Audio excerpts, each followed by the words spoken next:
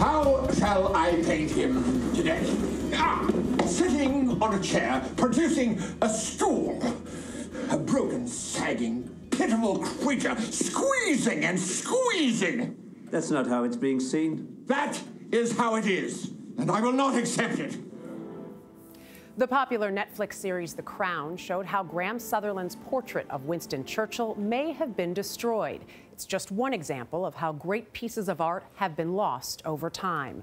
Whether they were intentionally destroyed or stolen or the result of an accident, art historian Noah Charney details it all in the Museum of Lost Art. We spoke to him at the Gagosian Gallery here in New York. I went upstairs and I saw the sculpture in pieces all over the floor. Carolyn Riccardelli will never forget the day in 2002 when a sculpture named Adam took a terrible fall. He was in 28 large pieces and hundreds of small pieces. It's a crime scene. It was. The conservator for the Metropolitan Museum of Art says the 6'3" Adam was gravely damaged after his plywood pedestal buckled. This piece is one of the most important sculptures from the early Renaissance, certainly in the Western Hemisphere, outside of Italy. And when something like this breaks, we couldn't accept the loss. Adam is one of the pieces author and art historian Noah Charney examined in his new book about the vulnerability of the world's treasures. What would a museum of lost art look like? How big would it be? Well, it would be bigger than all the museums of the world combined. And it would have works by every artist you've heard of, because there really isn't an artist who exists who doesn't have works that are lost. Take 15th century painter Roger Vander. We focus on his deposition painting, which is a very beautiful work. It's in all intro to art history books. It's in the Museo del Prado in Madrid. Right. But during his lifetime, there was something called the Justice Cycle that was 35 feet long and 12 feet high, a series of 4 major works that were his big gun, the big rock star object that he created, but those were burned in the 17th century, unfortunately. So that was the work that he would have liked us to focus on. But because it doesn't survive, we focus on other works that are also wonderful, but maybe not the most important. Right. Some lost works are due to theft, like the 13 masterpieces snatched from Boston's Isabella Stewart Gardner Museum in 1990. The stolen art is valued at around $500 million and included a Rembrandt and Vermeer. The theft from the Gardner Museum took place on St. Patrick's Day night, and 2 people dressed as policemen knocked on the employee entrance, and against regulations, the security guards that night let them in. The security guards were seized and tied up and gagged and put down in the basement, and for about 40 minutes, these 2 thieves went through the museum. And they took 13 objects. They stomped on certain works of art that suggest that they were sort of oblivious to their value, but they were very careful with others. And those works have never been found again. It's the big mystery there's many detectives proactively looking for. There's a $5 million reward if you happen to know where they are.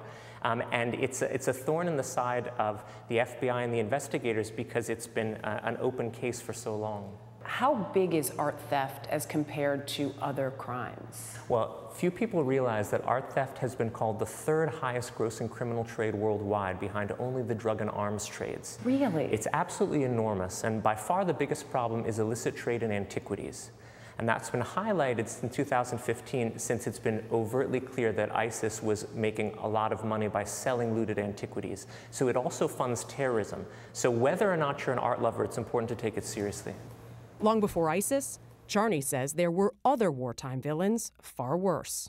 Napoleon, who was the first to organize a special unit of his army that was dedicated to stealing art, and to require when you had an armistice signing with him, when he stops shooting at you, you have to give him some of your art as payment. But the Nazis were the biggest bad guys, and an estimated 5 million cultural heritage objects changed hands inappropriately during the Second World War, and many thousands of them are still lost. Others have been recovered, including some that were hidden in plain sight, like Leonardo da Vinci's Salvator Mundi. It was purchased for £45 in 1958, but nearly 60 years later would become the most expensive painting ever sold at auction. And the piece is sold.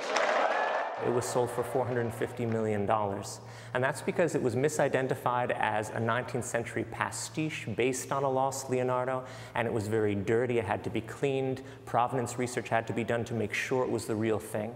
And then all of a sudden, the value skyrockets. And there are countless stories like this, and each one is this beautiful shining diamond in the sand that you spot and you cross your fingers that it's the real deal, but it inspires hope that many of the works that we think are lost for good might be found again. So in finding lost art, is it more setting out to do so, or is it just luck? Everyone wants to be Indiana Jones, and I always wanted to as well. Except for the snakes, Except right? for the snake part. The problem is that a lot of luck is involved. So you can follow trails, but so much of it is buried and has to be unburied in organized archaeological expeditions or by chance, which can happen sometimes. And you have to stare very carefully at what's hidden in your attic or in a dark corner of your house, because you might just have something very precious there. Technology, like luck, can also play a role. Using the latest advancements in detection, works we never knew existed by artists like Goya, Picasso, and Malevich have been uncovered. And one of the ways that they can find lost works is by using different light spectra to look behind the surface of works of art. And there's these famous examples of very surprising discoveries, like Kazimir Malevich's Black Square, which is one of his most famous paintings. Turns out there are 2 paintings buried underneath it. And looking at it with special light spectra that lets you look beneath the surface allows you to not harm the painting itself, but to see what's lying beneath. And for priceless pieces that suffer damage like Adam, resurrection can be possible with years of painstaking work. The most credit has to go to the conservators, not only for their technical skill, but for the fact that they didn't give up on it. Something that was in hundreds of splinters, you might throw up your hands and say it's a lost cause, but now it looks as good as new. A breathtaking example of art saved from being lost. I think in the end, he will be back to where he was. So is that the same or not? That's for everybody else to decide. But I think that the spirit of the sculpture and the true beauty of it is still there. And Adam up close, you could maybe see a line or two, but it looked like nothing had happened, maybe a chip here or there, but that's part of his history now, too. Yeah, it sure is. What an incredible restoration that is. Yeah. And I still remember that Gardner Museum theft. I mean, it's like, it was just haunting, and it's still, I can't believe they haven't found them. It is surprising, they said, that there's so much still out there. But that's the only good thing, is that it wasn't destroyed, so maybe it is still out there, and somebody will eventually find it.